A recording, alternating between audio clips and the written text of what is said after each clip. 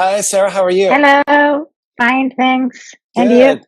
I'm doing well, thank you. So, everyone, this is Sara Perez. And if she looks familiar, it's because she made a guest appearance on a live that I did about 10 months ago with her husband, Rene, from Clomogador.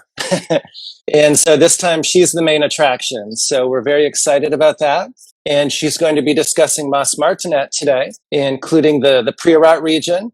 And we're going to be tasting through 4 Mas Martinet wines. And so, Sarah, before we get into the Priorat region and the history, if you could maybe give us a short overview of Mas Martinet for those who are not familiar with Mas Martinet or the Priorat region. We arrived here with my parents and my brothers and sister in 1981, so a long time ago, 40 years now.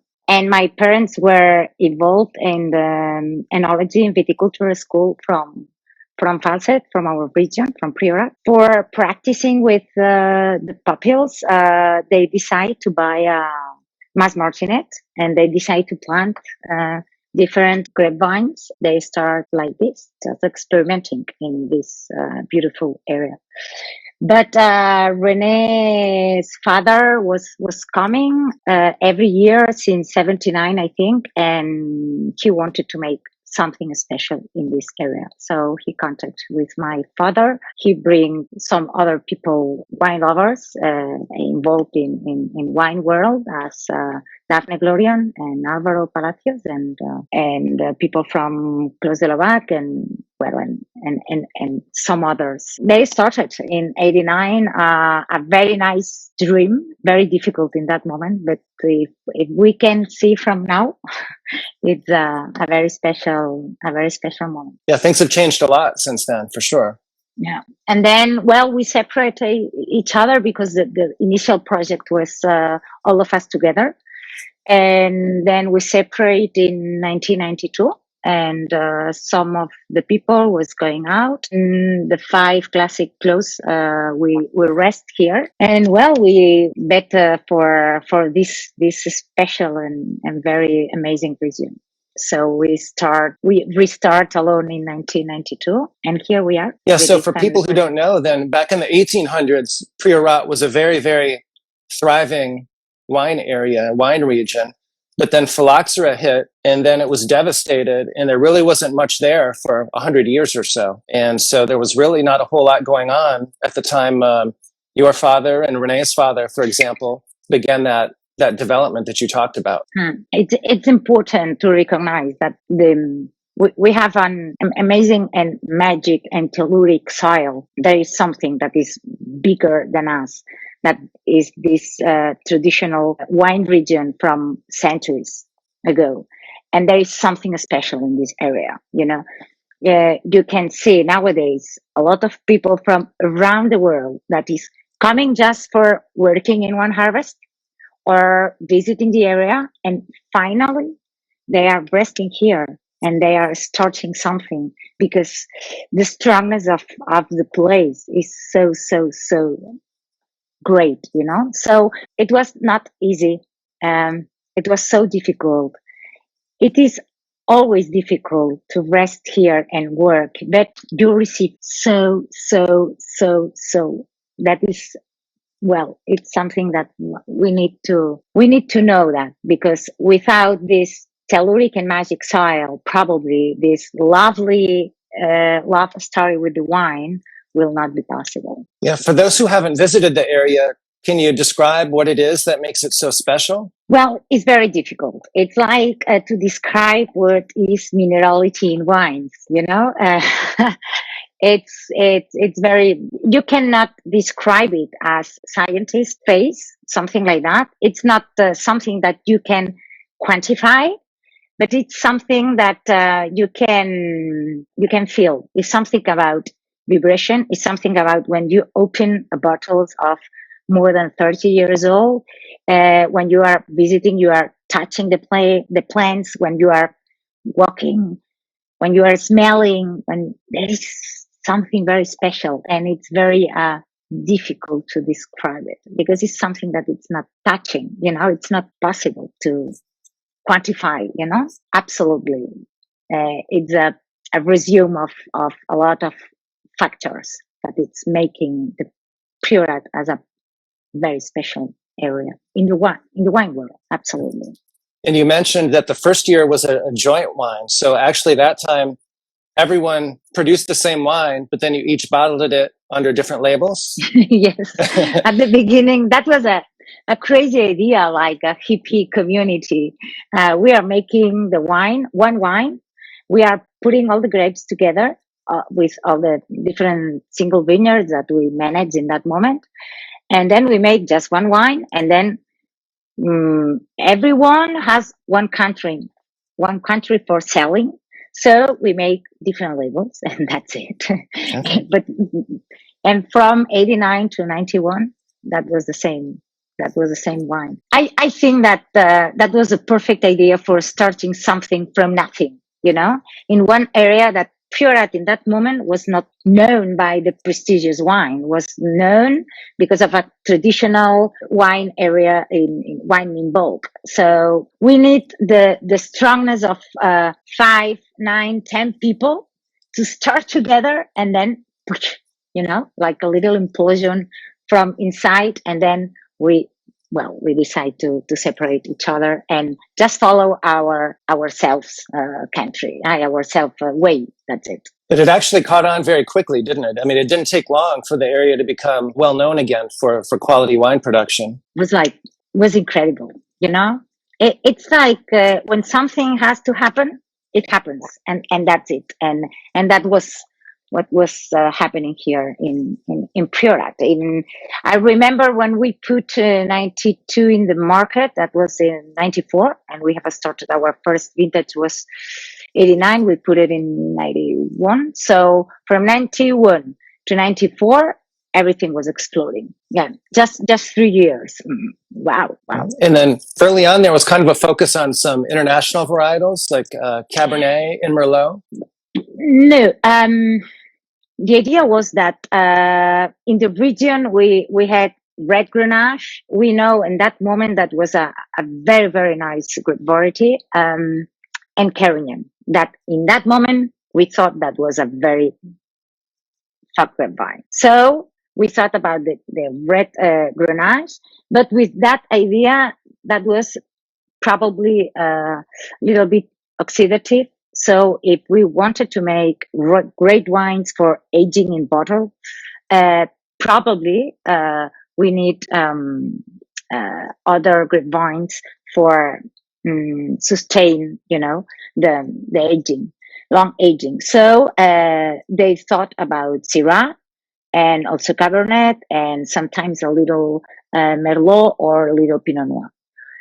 That was the generation of the 90s, and I think that was very assertive and was very true that way in that moment, because I cannot imagine to start in a old and traditional grape area like Priorat with just Grenache and Carignan. I think we have been not prepared in that moment, and the world probably were not prepared in that moment. So 10 years working with red Grenache and also grape varieties from outside were giving the international view and possibility for the wines from Priorat. And then we focus more on absolutely the second generation, more in traditional grape vines, trying to recuperate them and trying to recuperate the prestige of the Carignan.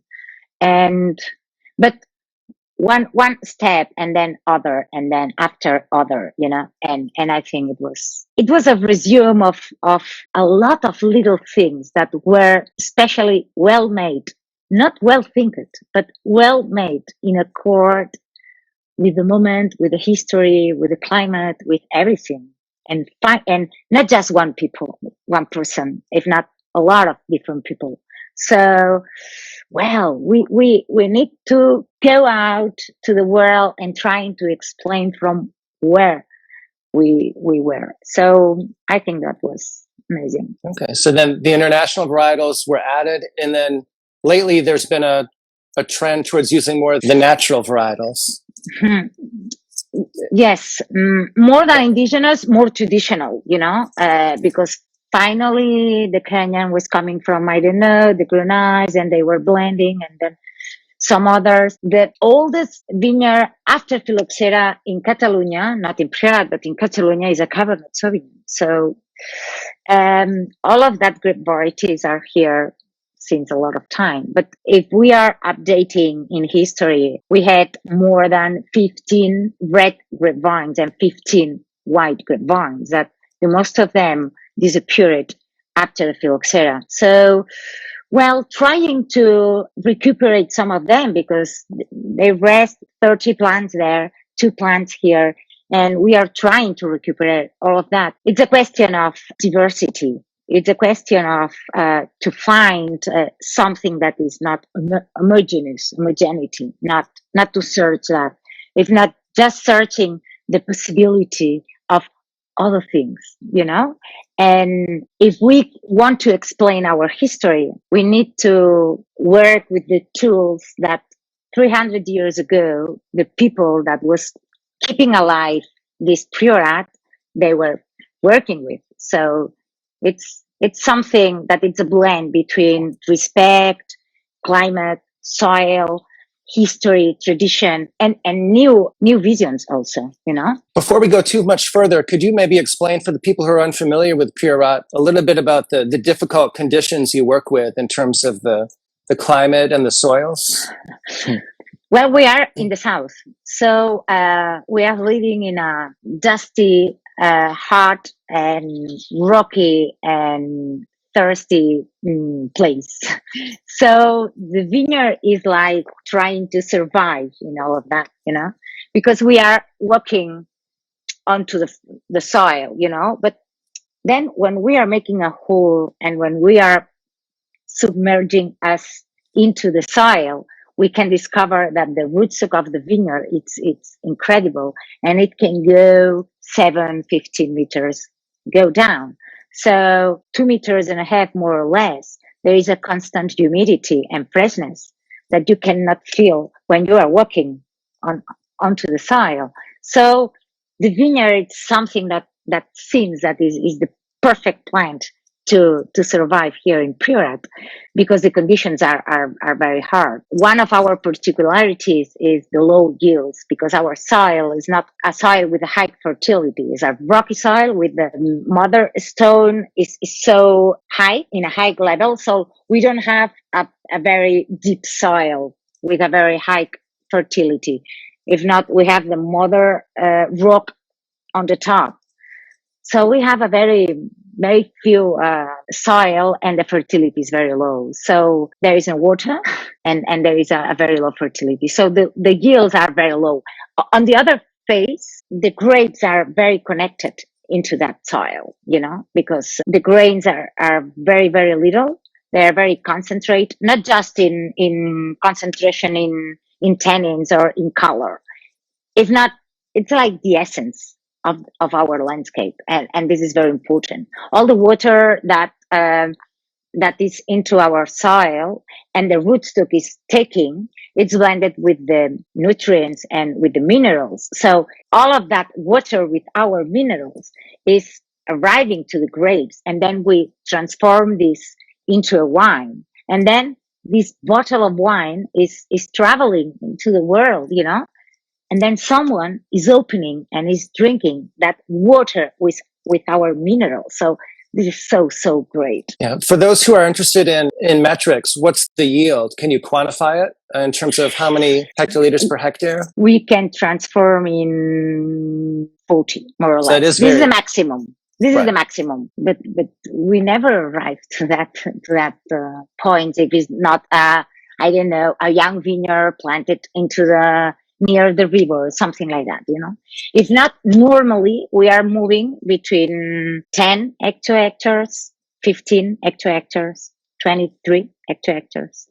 So very, very low. This is fantastic. This is amazing. If I have 23 hectoliters, it's like, wow, big vintage, you know. Yeah. And to give people some sort of an idea, even in Sauternes, where they're picking botrytis grapes by hand over 10 passes through the vineyard, they get maybe 10. And so you're just a little bit more than that. That's it. We are working with a little cases, and sometimes you are moving the case, ta, ta, ta, ta, 1, 2, 3, 4, 5, and it's like, my God, you are moving more of the cases than taking off the grapes, but there is a magic part in all of that also, and it's great also.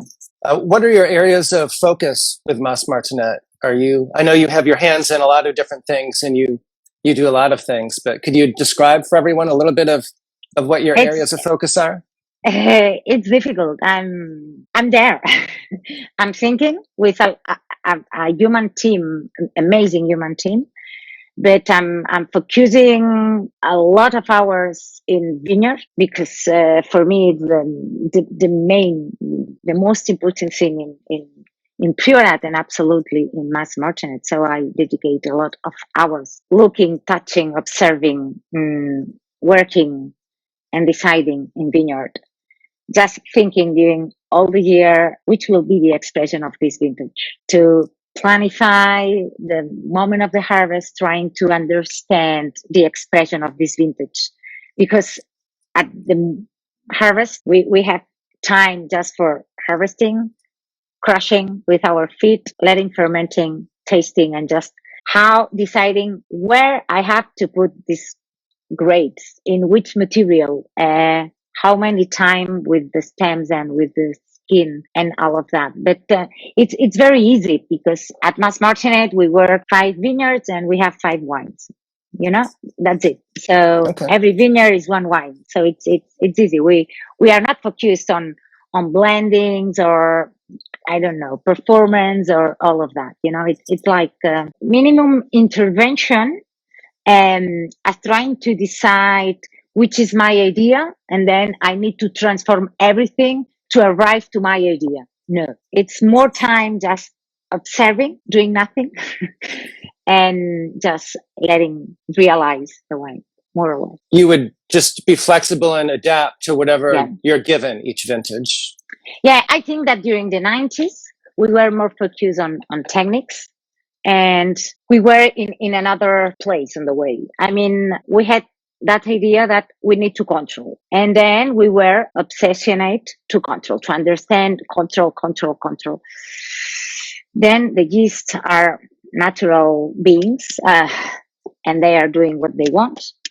The lactic bacteria is the same. The wine is alive and is moving and transforming itself. And always, I was angry because I was not arriving what I supposed to arrive with the wine. And it was like managing, concentrating more, less, putting here, more wood, less. And finally, I decide, no, I need to make an estate behind me and just wait and just observe and just respect. Since that day, everything is more quiet, The great and difficult thing is just accept how vineyard is expressing year by year, vintage by vintage. This is the most difficult thing. Accept the natural moving of the wine. And in the vineyard, you place great importance on biodiversity and also biodynamics. Well, we are working in a discipline called agroecology. That is a scientist discipline that is taking from physiology, plant physiology, agroecology systems, and then from managing is drinking from permaculture, biodynamic, and ecologic. We are more focused on that. For us, every vineyard is like subject. It's a very definite subject with forest and natural systems surrounded always. We don't have one vineyard with another, with a neighbor. We have just every single vineyard surrounded by natural forest. For us, this is a system, an agro-system. So it's like an individual. We need to respect, to take time. And because we are taking off the grapes from the system, every year we need to return something with the same equivalence balance in energy. That means seeds or manure or what they need, because we are taking off from the system the grapes, and this is important for the balance because we cannot take off and that's it. We don't see the vineyard as a resource, and that's it. If not a fellow, it's like a friend, something like that. There is something that we need to respect, the balance. I read somewhere that you planted a vineyard yourself. Did you plant Yes. a vineyard? Yeah. Which of the vineyards did you plant? Was it? Well, I have planted excursions, and now a white parcel. They are the two more young vineyards, and one part of Clos Martinet. So do you feel more connected to those vineyards that you actually planted yourself?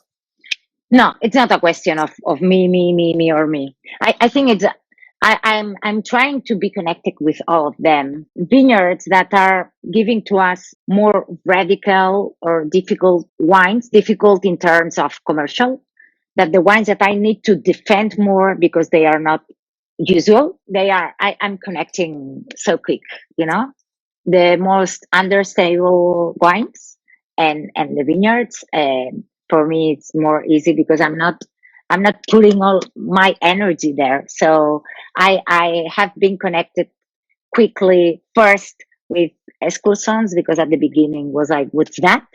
Or Peseroles Brizat, or others that the wines are probably more difficult for understanding. And then I was connecting with the more easy others. Okay, perfect. Before we get to the individual wines that we'll be tasting through and discussing some of the specifics about the vineyard there, could you tell us a little bit about your approach to winemaking? I know you mentioned minimal intervention, but what does that mean? Yes, minimal intervention, Well, we go to the vineyard, all the team. We go to the vineyard, we make the harvest, we entry at the same day. We don't use fridge or something like that. We don't have a selection table. We don't use it, and we use very few times the stem, because normally we take all the grapes and we put into the tank. We crush with our feet and we let. We put the top and we let. And then every 2, 3, 4 days, depending, we are entering. And well, if the tank is bigger than me, I'm putting just with my feet, trying to stand and crushing a little bit. If I'm working with a clay amphora, I can go inside, or I can put it just with my hands, boom, boom, boom, and that's it. But just once every 3 days or 4 days. And then when it's finishing the fermentation, then we press. Some vintages are 1 month, some vintages is 3 weeks, some vintages is, and depending if it's the first grapes, normally is less time for fermenting because the alcohol degree is lower. And what we are picking at October, normally it's 1 month and a half with maceration, with the stems and the skin. That's it. Then we press, and then we wait for the malolactic fermentation, and then we put some sulfurs. That is what we add. So a little bit of sulfur. Not with all. We are our approach for understanding every year, every vintage, and every vineyard. It's a technique that Pfeiffer in biodynamic was developing. And you are taking juice of grape juice with something with copper, and then we put on a heat, and then it's evaporating all the liquid, and all that is resting a crystallization. And then you have the information about if you need a little bit sulfur or not, because you can have more invitation than Saccharomyces, than the yeasts. You can have other type of yeast that maybe is not so nice for you. So you are deciding. So sometimes some vintages, some vineyards, we use some sulfur or not. It depends. But even for those, a lot of people view natural wines as being able to have a little bit of sulfur before bottling and would still consider it to be a natural wine. And so if that was their definition, then even when you added it, that would potentially be a natural wine then. Yeah, I don't know. My desire, what I want, is to work all the wines without sulfurs. But now is not possible. I think not all the wines.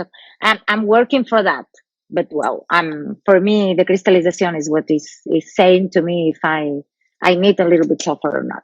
And that's it. And I know that you use a variety of aging vessels.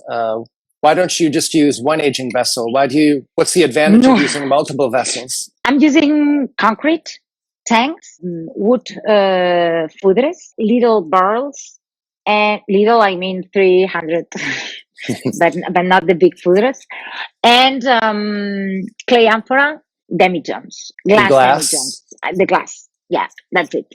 Yeah, and absolutely the glass and the concrete, both is the most important in our cellar. Yeah. Why are those the most important?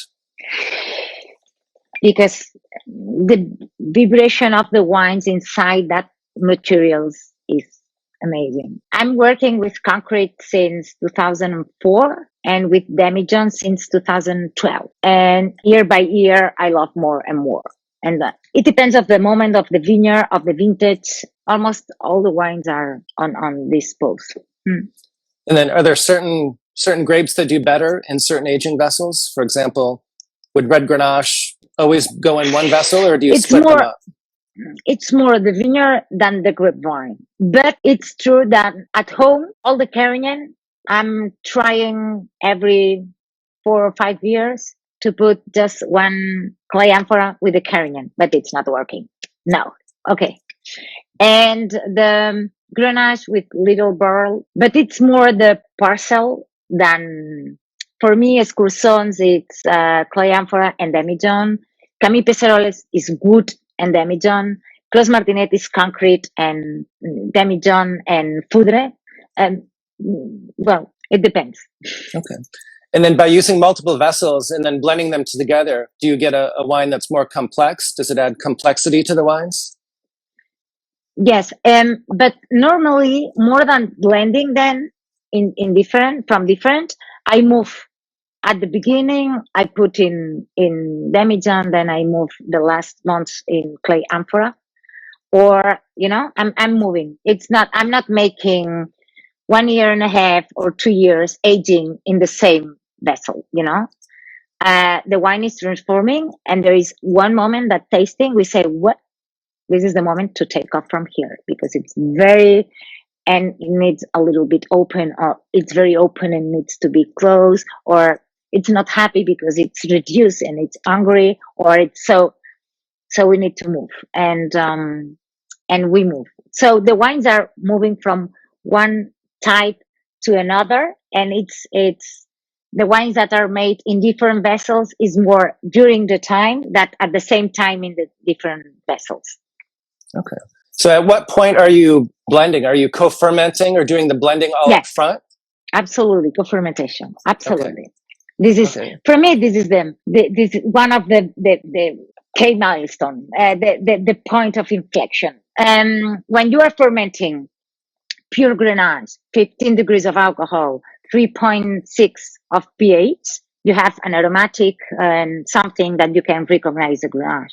When you are blending, one Carignan at 13 degrees and pH 2.9 with a Grenache 15 and then the blend fermenting means that point of ripening of the Grenache is fermenting at 3.2 of pH. Wow. So that Grenache is giving to you another thing. So at the end, you never recognize the grape variety. You are recognizing the parcel, the terroir sense. So for me, this is the most important thing. So I discovered that. I know that it's difficult sometimes to get all the grapes, and absolutely in Mas Martinet that we have 5 different grapevines, and it's like today I'm harvesting because this. So in Mas Martinet I'm making like 2 or 3 different moments of harvesting, but always I'm blending more than 3 grapevines. That's it. Okay. This is important. Well, should we go ahead and get started with the tasting? Okay. I think we're going to be starting with the